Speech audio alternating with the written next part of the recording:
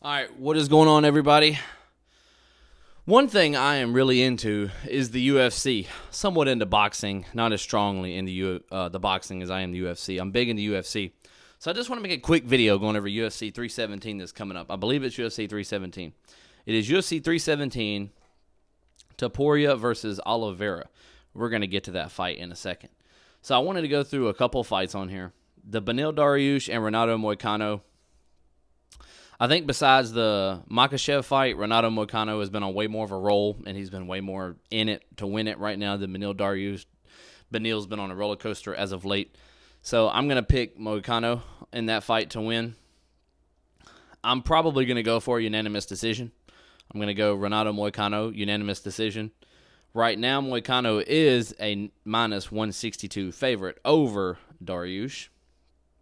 And I guess this is it's an odd fight for Renato Moicano because he's ranked number 11 and Dariush is ranked number 9. So, and being ranked number 11 and just got a title shot, even if he was a backup, I mean, it's kind of crazy. UFC is all kind of crazy.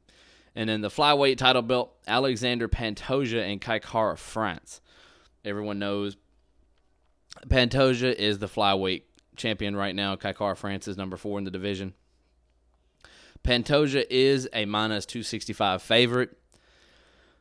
I don't know how I feel about that. I strongly feel in this fight that Alexander Pantoja can stand up or go to the ground. I believe his grappling can overwhelm Kai Kara-France. Now, I know Kai Kara-France has great takedown defense, but he would much rather stand on the feet and strike. So, in this fight, I'm going to say if it goes to the ground, Pantoja will win by submission.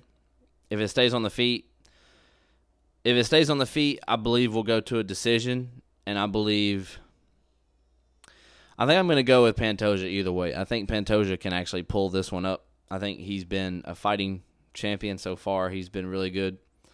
And Kai Kara-France is just kind of, he does good, loses one, does good, lose one. So I think he looked really good in the fight versus he got leg kicked in the spleen, and it kind of put him down to the mat in that fight. I thought he looked really good in that fight versus the Assassin Baby. I can't recall his name. The Assassin Baby is what they call him. Brandon Moreno. He looked really good in that fight until Moreno hit him with that kick in the midsection that put him down.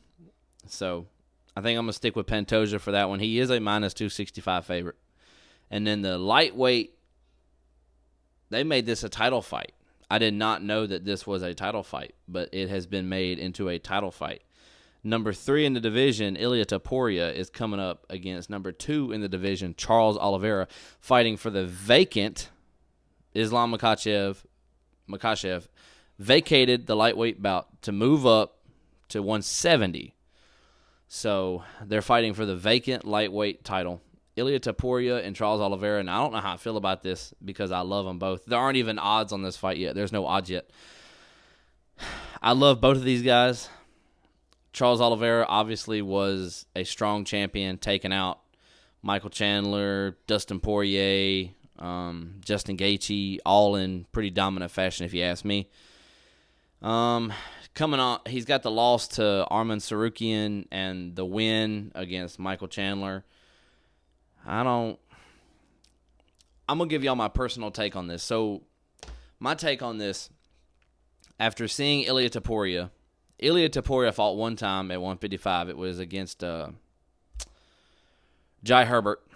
And, he was in trouble in that fight. He got leg kicked and dropped a little bit, but he brought it back, came back, and got a huge combination KO out cold to Jai Herbert in the 155 division. And 145, he's just been an absolute menace. What he did to Josh Emmett. Lord, Bryce Mitchell, I'm getting confused. What he did to Josh Emmett, he destroyed Josh Emmett. He came up and, he took out our favorite, Volkanovski. He just took out Volk in the second round, I believe it was, second or third round KO. He said he was going to stumble and crumble him, and that's what he did. And then he went on to fight Max Holloway, and Max Holloway was coming off a game performance against Justin Gaethje at UFC 300 where he knocked him out cold with 1 second left on the clock. And I guess before that we were kind of writing Max off. Max is really young. A lot of people don't know how young Max is. He's been in the UFC for a super long time. So we were kind of writing him off. He come back and did that. We thought he was about to take Ilia Topuria out. I mean, I can't be the only one that thought that. I thought he was about to take Ilia out the game.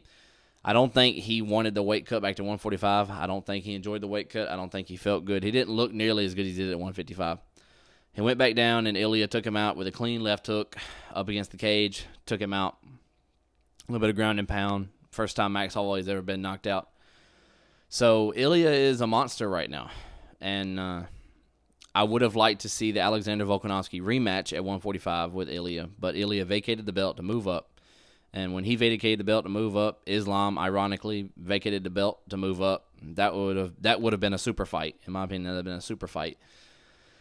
So now we got Charles Oliveira and Ilia Topuria. And I don't know who would win the grappling exchanges. I think we've seen more grappling out of Charles Oliveira, so we know he has decent grappling and jiu-jitsu. But for what I've heard and seen, Ilia should have good grappling and jiu-jitsu as well. He claims to, which everyone does.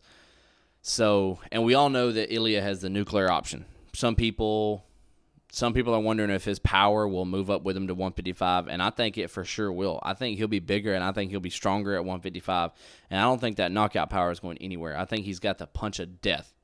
So, in every fight Charles Oliveira is in, he gets hit, he gets touched, he gets dropped. Now, if Ilia can drop him and not knock him out and go to the ground with him, we know Charles can get a triangle from the back, guillotine, arm and neck choke.